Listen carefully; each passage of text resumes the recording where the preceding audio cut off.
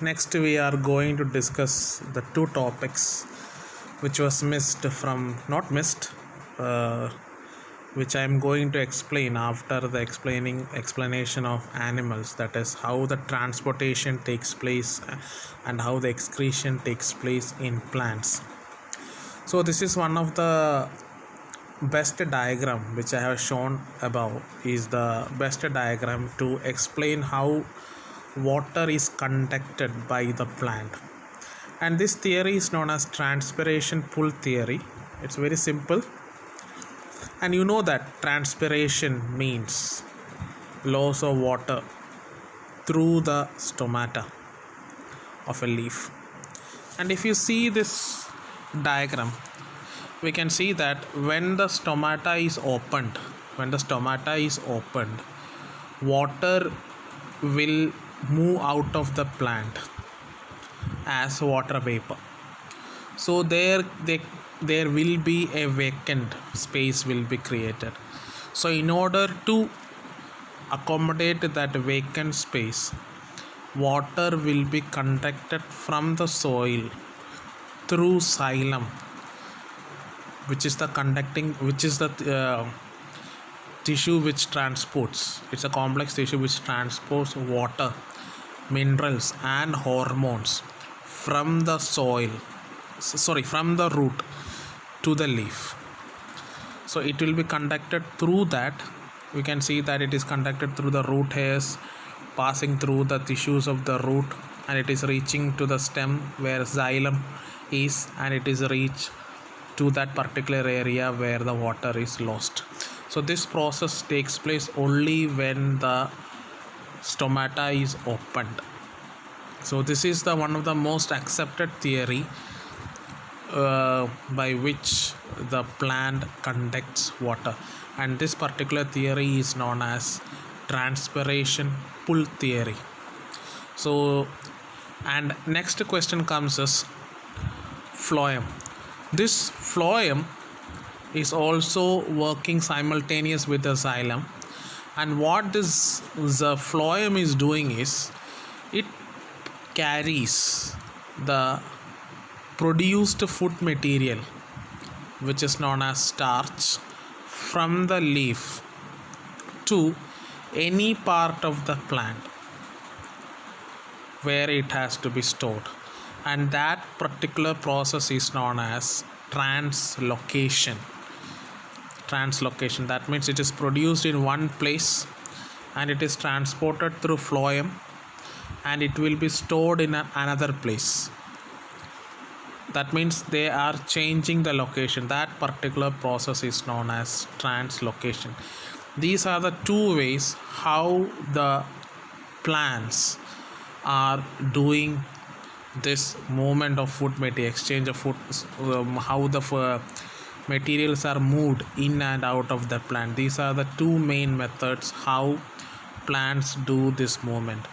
So the next one, that is known as excretion. That means how the plants are throwing out of its waste.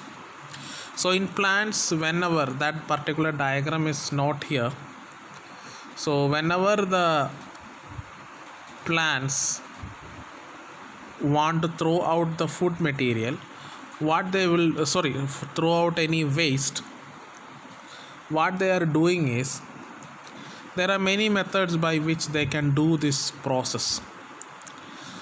One is, you might have heard about this gums, lactose, etc., whatever we are getting from the plant. That particular process is one among the method by which the plants are throwing out the waste. Apart from that, very recently I read an article known as a process known as guttation. Guttation means very best example for that. Sometimes when you walk through the field, you can see that water droplets are present to the tip of the leaf.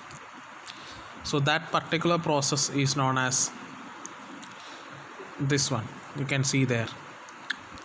That means drop by drop waters are present on the margins of the leaf, and this particular process is known as guttation. Guttation occur through an area inside the leaf known as hyathodes. Hyathodes, that means small pores to the tip.